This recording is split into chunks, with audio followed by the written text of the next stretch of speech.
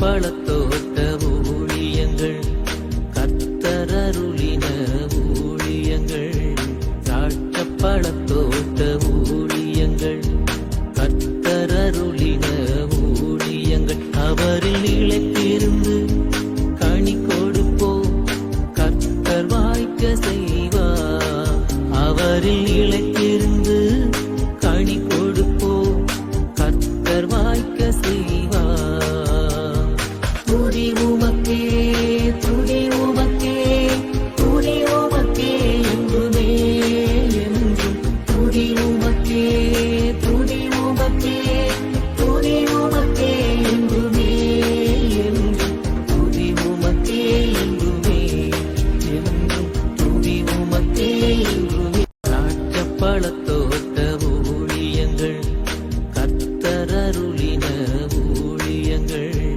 திராட்சை பழத்தோட்ட ஊழியங்கள் கர்த்தரருளின ஊழியங்கள் அவரில் நிலைத்திருந்து கனி கொடுப்போம் கர்த்தர் வாய்க்க செய்வார் அவரில் நிலைத்திருந்து கனி கொடுப்போம் கர்த்தர் வாய்க்க செய்வார் துதி உமக்கே துதி உமக்கே துதி உமக்கே என்றுமே என்றும் துதி உமக்கே துதி உமக்கே துதி உமக்கே என்றுமே என்றும் துதி உமக்கே என்றுமே என்றும் துதி உமக்கே என்றுமே. சிறியவனை பொழுதிலிருந்தும் எளியவனை குப்பையிலிருந்தும் எடுத்து உயர்த்தி ராஜாக்களோடும் பிரபுக்களோடும் வந்திருக்கச் செய்கிற அருமை ஆண்டவர் இயேசு கிறிஸ்துவின் இனிதான நாமத்தினாலே இந்த சத்தத்தை கேட்கின்ற அனைத்து தேவனுடைய பிள்ளைகளுக்கும் என்னுடைய அன்பான வாழ்த்தல்கள். நீங்கள் கோடா கோடியை பெருகுவீர்களாக, உங்களுடைய பிள்ளைகள் கோடா கோடியை பெருகுவார்களாக என்று வாழ்த்துகின்றேன், ஆசீர்வதிக்கின்றேன். பிரியத்துக்குரியவர்களே, உங்களை பார்ப்பது அதிக சந்தோஷம், அதிக மகிழ்ச்சி. சென்ற நாளிலே நாம் மார்த்தாண்டத்திலே சென்று நல்ல ஒரு ஊழியத்தை செய்ய கர்த்தர் உதவி செய்தார். அநேக புதிய ஜனங்களை அழைத்து கொண்டு வந்தார். அருமையான ஒரு செய்தி. இறுதி ஜெபத்தில் தேவனுடைய வல்லமை வெளிப்பட்டது. அநேகருக்கு ஆண்டவர் விடுதலை கட்டளையிட்டிருக்கிறார். எல்லாருக்கும் சிறப்பான உணவை நாம் பரிமாற சந்தோஷமாய் சாப்பிட்டு எல்லாரும் போக ஆண்டவர் உதவி செய்தார். ஜெபித்த அனைத்து பிள்ளைகளுக்கும், பங்கு பெற்ற அனைத்து பிள்ளைகளுக்கும், உதவி செய்த பிள்ளைகளுக்கும் நன்றிகளை தெரிவித்துக் கொள்கிறோம். இந்த சனிக்கிழமை நமக்கு ஒரு திருவிழா. நாசிரே தேவனுடைய மாளிகையில் வைத்து விடுதலை நாள் கூட்டங்கள் நடைபெறும். அநேகம் ஆயிரம் ஜனங்கள் வந்து அதில் பங்கேற்று விடுதலை பெற்று செல்கிறார்கள். நீங்களும் இந்த சனிக்கிழமை கண்டிப்பாக வர வேண்டும். அதற்காக முயற்சி எடுங்கள். தூரத்தில் இருந்தாலும் வந்து தங்குவதற்கு இங்கே இடம் இருக்கிறது. பங்கு பெற்று ஆசீர்வதிக்கப்பட்டு நீங்கள் செல்ல வேண்டும் என்று உங்களை அன்போடு அழைக்கின்றோம்.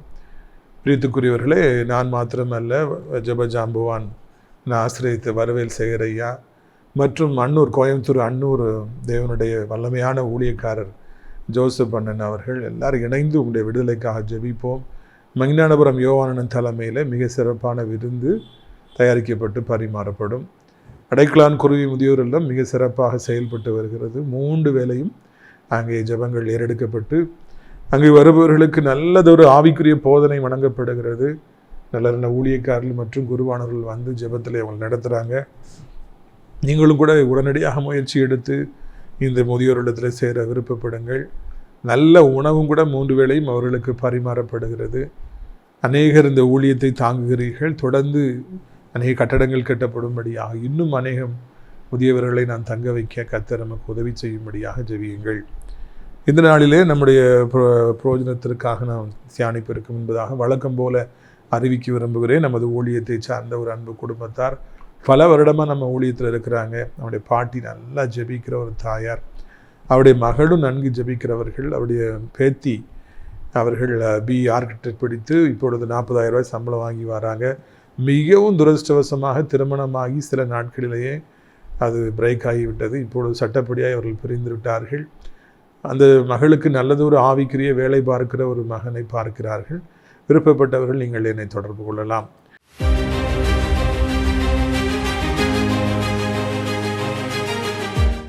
நீதிமொழிகள் 24:17. உன் சத்துரு விழும் பொழுது நீ சந்தோஷப்படாதே.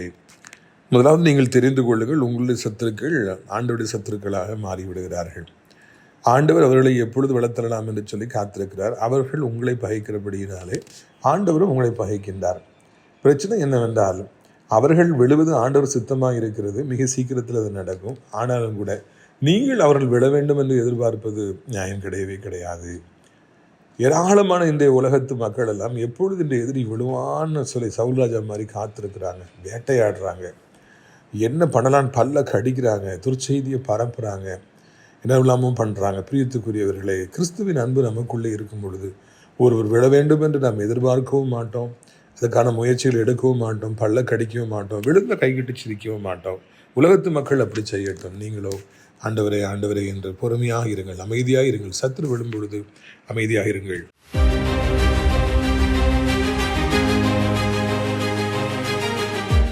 பிரியத்துக்குரியவர்களே, இந்த நாளில் நம்முடைய பிரயோஜனத்திற்காக 2 ராஜாக்கள் 6வது அதிகாரம் 8வது வசனம் முதல், அக்காலத்தில் சீரியாவின் ராஜா இஸ்ரவேலுக்கு விரோதமாக யுத்தம் பண்ணி இன்ன ஸ்தலத்தில் பாளையம் இறங்குவேன் என்று தன் ஊழியக்காரரோடு ஆலோசனை பண்ணினான்.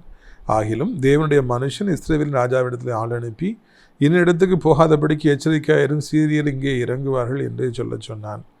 அடுத்த வசனத்தின் பின்பகுதி, இப்படி அநேகந்தரம் தன்னை காத்து கொண்டான். இந்த காரியத்தின் நிமித்தம் சீரிய ராஜாவின் இதயம் குழம்பி. பார்த்தீங்களா, ஒரு அருமையான ஒரு காட்சியை இங்கே நாம் காண்கின்றோம். இஸ்ரவேல் மிகவும் பலகீனமாக இருந்த நேரத்தில் அங்கே ஆண்டவர் தன்னுடைய ஊழியக்காரனாகிய எலிசாவை வல்லமையாய் பயன்படுத்துகிறார்.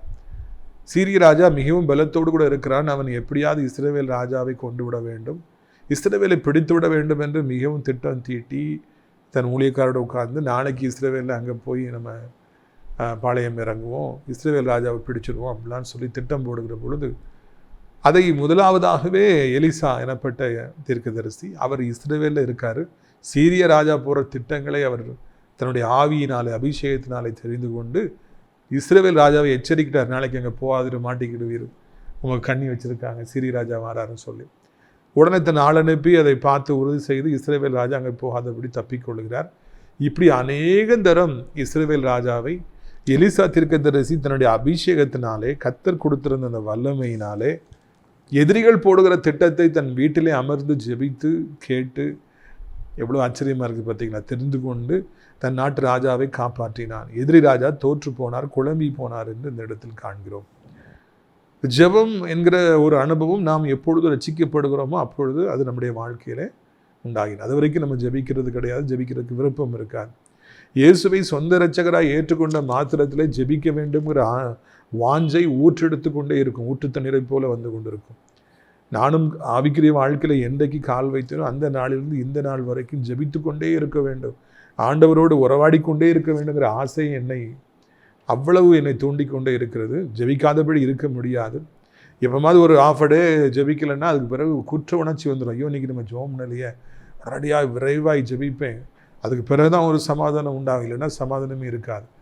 முதலாவது ஜெபம். இரண்டாவது, ஜெபத்திலோடு கூட நாம் இருக்கிற பொழுது ஊழியக்காரர்களோடு ஐக்கியம், ஊழியத்தை குறித்து வாஞ்சை ஆண்டவர் தாராரு.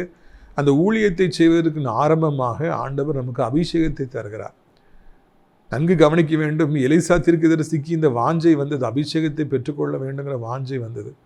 எனக்கு ரெட்டிப்பான அபிஷேகம், என் தகப்பனுடைய அபிஷேகம், எலியாவுடைய அபிஷேகம் வேண்டும் என்று கேட்டு 2 மடங்கு எலியாவுடைய வல்லமை பெற்றுக்கொண்டார். பெற்றுக்கொண்ட மாத்திரத்தில் தான் அவருடைய ஊழியம் ஆரம்பித்தது. ஜெபம் நமக்கு அபிஷேகத்தை கொண்டு வருகிறது. அபிஷேகம் பெற்றுக்கொண்ட உடனே ஆண்டவர் நமக்கு ஊழியத்தை தருகிறார். இதுதான் சைக்கிள். ஜெபம், அபிஷேகம், ஊழியம். இந்த சைக்கிளில் அப்படி இப்படி இந்த படிக்கட்டில் ஏறி வர்றவங்க தான் நிலைத்து நிற்க முடியும்.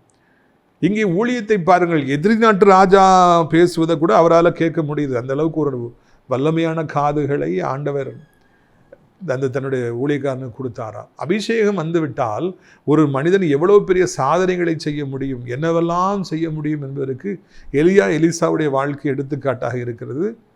அந்த அனுபவத்தை இன்றைக்கு நாமும் பெற்றுக்கொள்ள வேண்டும் என்று சொல்லி நம்முடைய ஆண்டவர் வாஞ்சிக்கிறார்.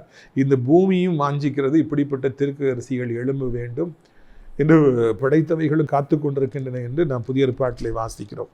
பிரியத்துக்குரியவர்களே, நீங்கள் இப்படிப்பட்ட ஒரு அபிஷேகத்தை பெற்றுக்கொள்ள முடியுமா அப்படிங்கிறதெல்லாம் நீங்கள் சிந்தித்து பார்க்க வேண்டும். முடியும். எப்பொழுது முடியும் தெரியுமா? முதலாவது தேவனுடைய ராஜ்யத்தின் நீதியை தேடுங்கள், எல்லாம் உங்களுக்கு கூட கொடுக்கப்படும். முதலாவது ஊழியத்தையும் அபிஷேகத்தையும் நாம் பெரிதாக நம்முடைய வாழ்க்கையில் நம்ம கருதுவோம்னா நம்முடைய வாழ்க்கையில் இந்த அனுபவங்கள் நிச்சயமாய் வரும். பணம் சம்பாதிப்பது, பிள்ளைகளை பார்ப்பது, ஏராளமான பிரச்சனைகள் மத்தியில் வாழ்வது, இது மனிதர்களுக்காய் நியமிக்கப்பட்டிருக்கிற நீதி. இதை எல்லாரும் கடந்து போய் தான் ஆகணும், சம்பாதிச்சு தான் ஆகணும், மணிக்கணக்காக காத்து கிடந்து ஆகணும். இதெல்லாம் ஒரு பக்கம் இருந்தாலும் இதை விட முக்கியமானது தேவனுடைய ஊழியம், அபிஷேகம், கர்த்தருடைய பணியை செய்ய வேண்டும் என்று அதற்கு முதலிடம் நாம் கொடுப்போம் என்றால் நிச்சயமாக ஆண்டவர் எலிசாவுக்கு என்ன அபிஷேகத்தை கொடுத்தாரோ அந்த அபிஷேகத்தை நாம் நிச்சயமாய் பெற்றுக்கொள்ள முடியும். அபிஷேகத்தை வாஞ்சியுங்கள், அபிஷேகத்தை பெற்றுக்கொள்ள வேண்டும் என்று இறைவனிடத்தில் மன்றாடுங்கள். ஏசப்பா என்னை நிறைங்க, இப்படி ஆவியை என் மேலே ஊற்றுங்க. கடைசி காலத்தில் நீங்கள் மாம்சமான யாவர் மீது என் ஆவியை ஊற்றுவேன்னு சொல்லியிருக்கிறீங்க, அப்படின்னா என் மேலேயும் நீங்கள் ஊற்றுங்கப்பா, என்னையும் இப்படி ஆவியினால் நிறைங்கப்பா என்று சொல்லி ஒரு அர்த்தமுள்ள வாழ்க்கையை வாழ்வதற்காக அபிஷேகத்தை பெற்றுக்கொள்ளுங்கள். அபிஷேகம் இல்லாதபடிக்கு, ஆவியை பெற்றுக்கொள்ளாதபடிக்கு நாம் வெற்றியான ஒரு வாழ்க்கையை வாழ முடியாது. பிசாசை ஜெயிக்க முடியாது. வாலிபனே, வாலிப மகளை, பாவங்களை ஜெயிக்க முடியாது. அன்பு தாயே, அன்பு தகப்பனே, வியாதியை ஜெயிக்க முடியாது. பிசாசின் தந்திரங்களை புரிந்து கொள்ள முடியாது. எதிரிகளுடைய இதுபோல திட்டங்களை புரிந்து கொள்ள முடியாது. நாம் சங்காரம் பண்ணப்பட்டு விடுவோம். அபிஷேக நாதர் நமக்குள்ளே வருகிற போது சகல சத்தியங்களுக்குள்ளாக நம்மை இவர் வழி நடத்துகிறார். எல்லா ரகசியங்களையும் சொல்லிக் கொடுக்கிறார். நம்முடைய எதிரிகள் என்ன பேசுகிறாங்க, திட்டம் போடுறாங்க, சாத்தா என்ன நினைக்கிறான், என்ன திட்டம் போடுறான், எல்லாவற்றையும் சொல்லிக் கொடுக்கிறார். அதை இருந்து எப்படி தப்பிக்கொள்ள வேண்டும் என்றும் ஆண்டவர் நமக்கு கற்றுக் கொடுக்கிறார். நாம் ராஜாக்களுக்கும் ஆசீர்வாதமாக இருக்கும்படியான சூழ்நிலையை கர்த்தர் உண்டு பண்ணுகிறார். குடும்பத்துக்கு மாத்திரமல்ல, படிக்கிற இடத்துல இருக்கிற அந்த இன்ஸ்டிடியூஷனுக்கு மாத்திரமல்ல, ஊருக்கு மாத்திரமல்ல, தெருவுக்கு மாத்திரமல்ல, நாட்டிற்கு மாத்திரமல்ல, ராஜாக்களுக்கும் உலகத்திற்கும் ஆசீர்வாதமாக தேவன் நம்மை மாற்றுகிறார். ஆனால் அவைகள் எல்லாவற்றிற்கும் தேவன் நமக்கு தருகிற அபிஷேகமும் அந்த அபிஷேகத்துக்குள்ளே நாளுக்கு நாள் நாம் வளருவதுமே காரணமாக இருக்கிறது என்பதை மறந்து விடாதீங்க. இந்த படிக்கட்டுகளை நீங்கள் மறந்துடாதீங்க என்று சொல்லி நான் கேட்டுக்கொள்ள ஆசைப்படுகிறேன். இரண்டாவதாக, அந்த ராஜா அவன் குழம்பி தன் ஊழியக்காரரை அழைத்து, நம்முடையவர்கள் இஸ்ரேல் ராஜாவுக்கு உளவாக இருக்கிறவன் யார் என்று நீங்கள் எனக்கு அறிவிக்க மாட்டீர்களா என்று கேட்டான். அப்பொழுது அவன் ஊழியக்காரன் ஒருவன், அப்படியில்லை என் ஆண்டவராகிய ராஜாவே, உம்முடைய பள்ளி அறையில் பேசுகிற வார்த்தைகளையும் இஸ்ரவேலில் இருக்கிற தீர்க்கதரிசியாக எலிசா இஸ்ரவேலின் ராஜாவுக்கு அறிவிப்பான் என்றார். ஒன்று, Syrian king was very much confused. எப்படா நம்ம எவ்வளோ மெட்டிகுலஸாக பிளான் பண்ணுறோம், அதெல்லாம் இந்த இஸ்ரவேல் ராஜா கண்டுபிடிச்சி அவன் தப்பிடுறானா? அப்படின்னா நமக்குள்ளே யாரோ ஒரு உளவாளி இருக்கிறான், இங்கிருந்து இஸ்ரவேல் ராஜாவுக்கு உளவு சொல்கிறான், அதனால தான் நம்ம தோற்று போகிறோன்னு சொல்லி, நீங்கள் யார், who is the black sheep சொல்லி அவர் கேட்குறாரு. அப்போ நான் சொல்கிறேன், நாங்கள்லாம் யாரும் பிளாக் ஷீப் கிடையாது, we are very much loyal to you. அங்கே ஒருத்தர் இருக்கார், ஒரு மைட்டி ப்ராஃபிட் இருக்கார், எலைஷான்னு அவர் பேர். அவருக்கு பயங்கரமான அபிஷேகத்தை ஆண்டவர் கொடுத்துருக்கிறாரு. ஏன்னா இவங்கெல்லாம் கர்த்தரை அறியாதவங்க. எலிசா குறித்து சொல்லும்போது அவங்க சொல்கிறாங்க, நீர் உடைய பெட்ரூமில் உடைய ஒய்ஃப்கிட்ட என்ன பேசினா கூட கேட்குற அளவுக்கு அவருக்கு வல்லமை இருக்குது. அதை கேட்டு ராஜாவுக்கு அவர் சொல்லிடுவார். நீர் அவர்கிட்ட எதையுமே மறைக்க முடியாது. உங்களுடைய வாழ்க்கையில் நீ ரொம்ப திட்டம் போட்டு ரகசியமாக செய்கிறதில்ல, அவர் சும்மா வீட்டில் உட்காந்து டிவியில் பார்க்குற மாதிரி பார்த்து எல்லாத்தையும் தெரிஞ்சுக்குவார் என்று சொல்லி முதலாக அந்த எதிரி நாட்டை சார்ந்தவர்கள் எலிசா எனப்பட்ட இஸ்ரவேல் தீர்க்கதரிசியை குறித்து அவ்வளவு உயர்வாக ஒரு சாட்சியை சொல்லுவதை காண்கிறோம். எனக்கு அதை வாசித்த உடனே பரவசமாகிவிட்டது. இஸ்ரவேலில் யாரும் இப்படிப்பட்ட சாட்சியை சொல்லலை. எதிரிகள் அந்த எலிசா தீர்க்கதரிசி குறித்து இவ்வளவு உயர்வாக சொன்னாங்களாம். பள்ளி அறையிலே மனைவியோடு பேசுவதை கூட அவர் கேட்டு ராஜாவுக்கு சொல்லுவார்னா எந்த அளவுக்கு உயர்வாக அவரை குறித்து ஒரு வல்லமையான சாட்சியை நாம் கேள்விப்படுகிறோம்.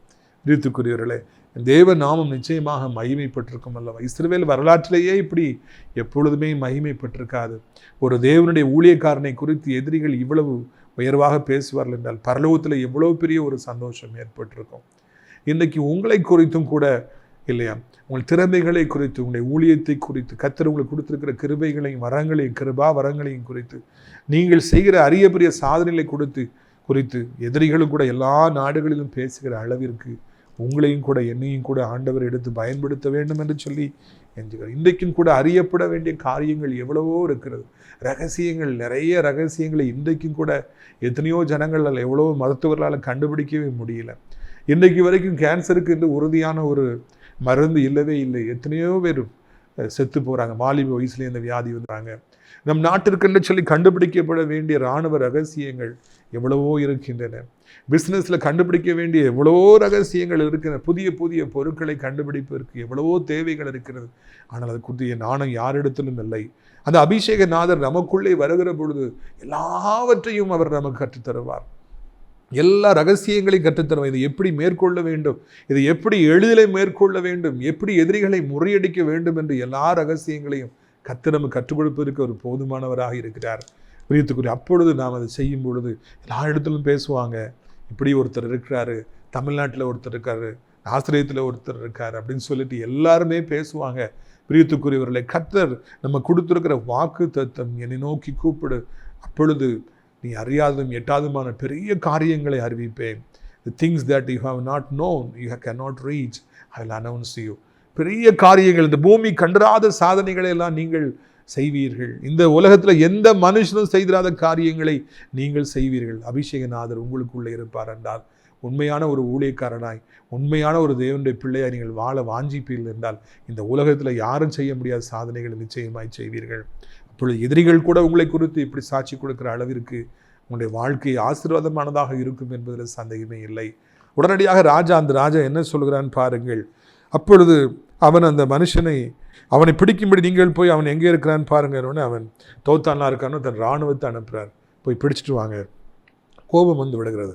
என் திட்டத்தெல்லாம் நீ போய் இஸ்ரேல் ராஜாவுக்கு சொல்லி கொடுத்து அவனை காப்பாற்றுறியா, இஸ்ரேவேலுக்கு ஒரு அசட்டா நீ இருக்கிறியா, உன்னை நான் பிடிக்கிறேன் பாரு, உன்னை கொல்றேன் பாருன்னு சொல்லிட்டு அந்த ராஜா கோபப்பட்டு தன்னுடைய இராணுவத்தை அனுப்பி தோத்தான்கிற இடத்துல இருக்கார், ஒரு மலையில் இருக்கார், போய் பிடிச்சிட்டு வாங்க அப்படின்னு சொல்லிட்டு அந்த சீரியன் ராஜா இஸ்ரவேல் ராஜாவை குறிவைப்பதை விட்டு தேவனுடைய மனுஷனை குறிவைத்து அவன் ஊழியம் செய்தபடினாலே பிடிப்பதற்கு ஒரு இராணுவத்தை அனுப்பினார் என்று நான் காண்கிறோம்.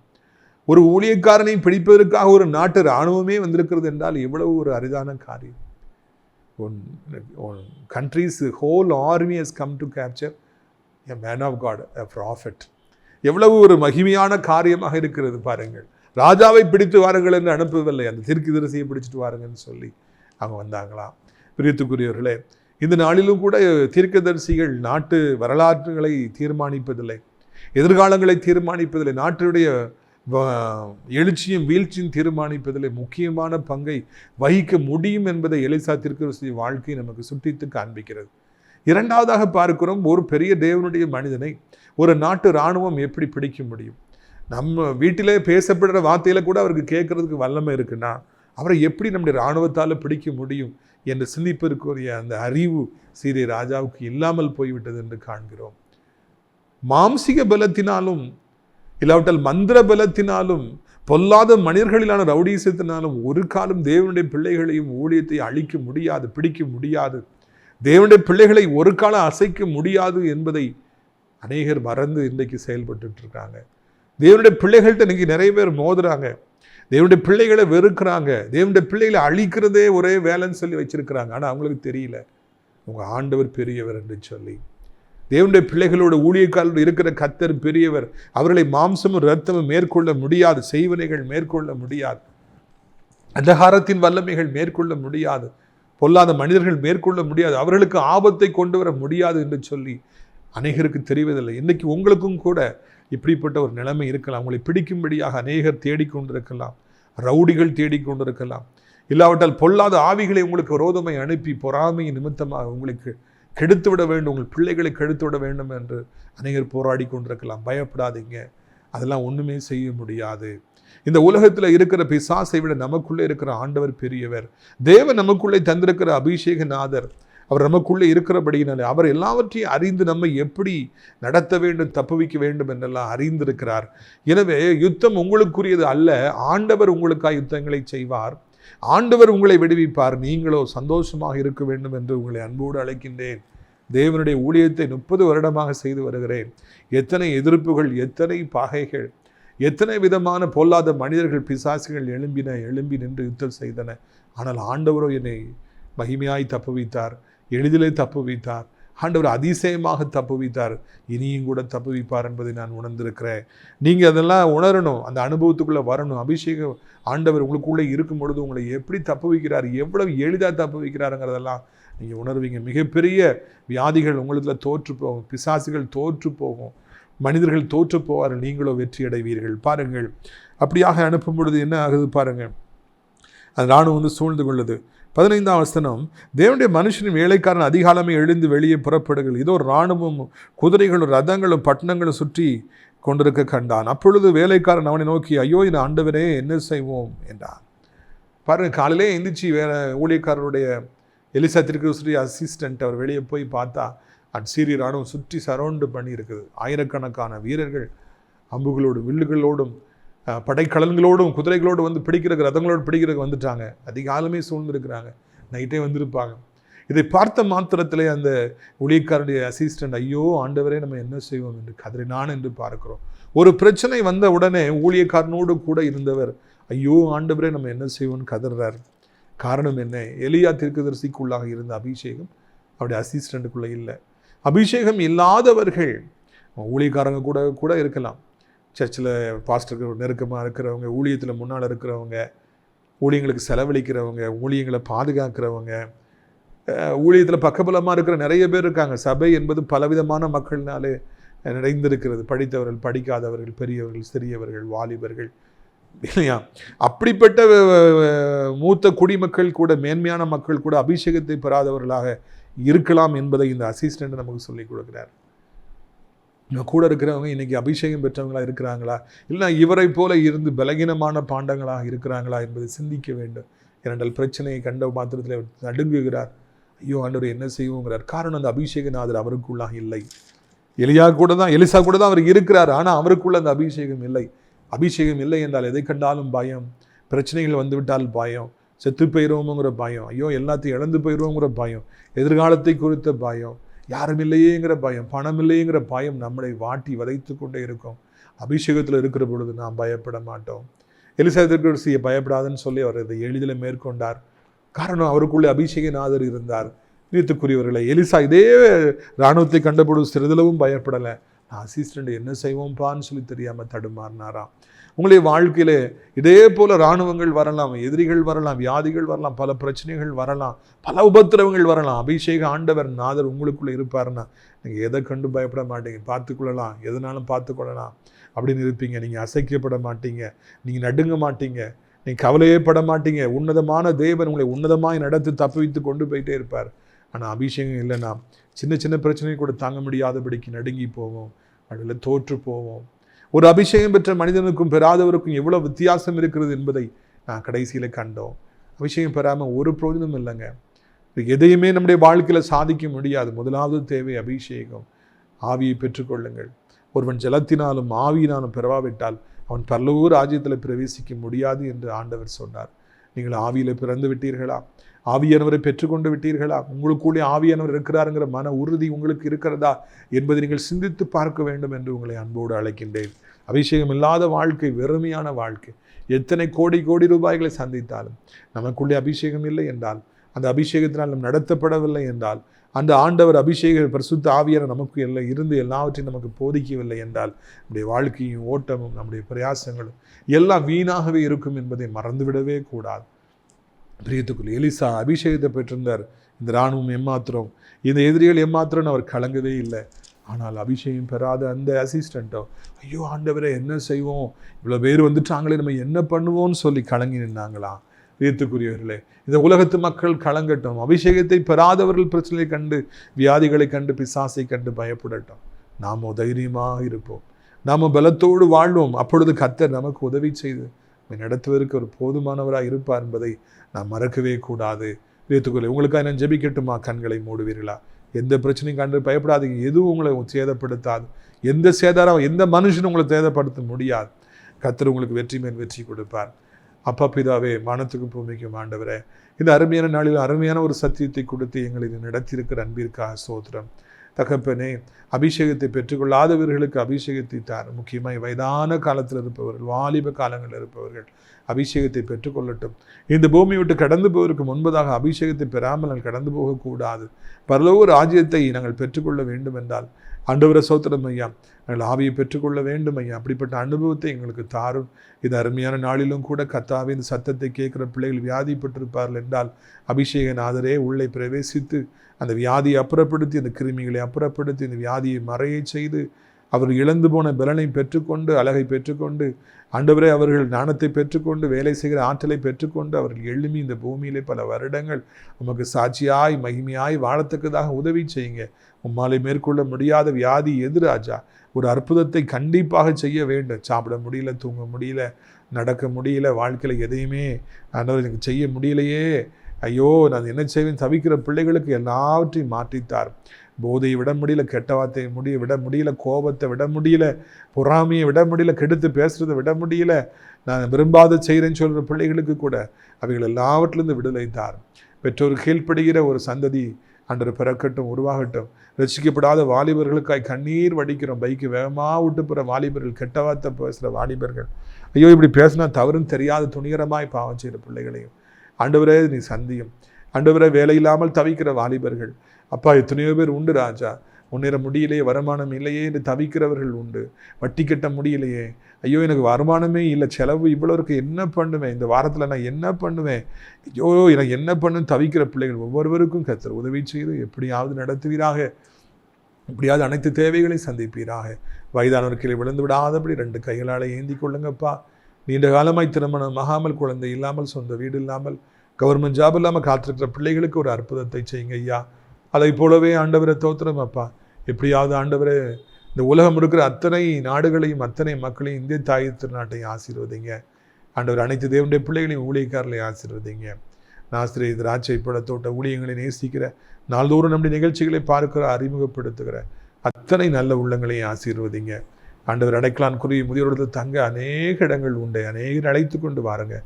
கட்டடங்களுக்கு ஏராளமான இடங்கள் உண்டு, கட்டடங்கள் எழும்ப உதவி செய்யுங்க, மகிமைப்படுங்க. இரட்சகர் இயேசுவின் மூலமே ஜெபிக்கின்றோம் எங்கள் நல்ல பிதாவே, ஆமென். என் ஆத்துமாவை கர்த்தரை சோத்திரி, என் முழு உள்ளமையுடைய பரிசுத்த நாமத்தை சோத்திரி. என் ஆத்துமாவை கர்த்தரை சோத்திரி, அவர் செய்த சகல உபகாரங்களையும் நீ ஒருபொழுதும் மறவாதே. கர்த்தரா இயேசு கிறிஸ்துடைய கிருபையும் பிதாவாகிய தேவனுடைய அன்பு பரிசுத்தாவுடைய அனுநயிக்கவல்லாத பிரசனம் உங்கள் அனைவரோடு சதா காலங்களில் நிலைத்திருப்பதா. அல்லேலூயா, அல்லேலூயா. God bless you. Amen.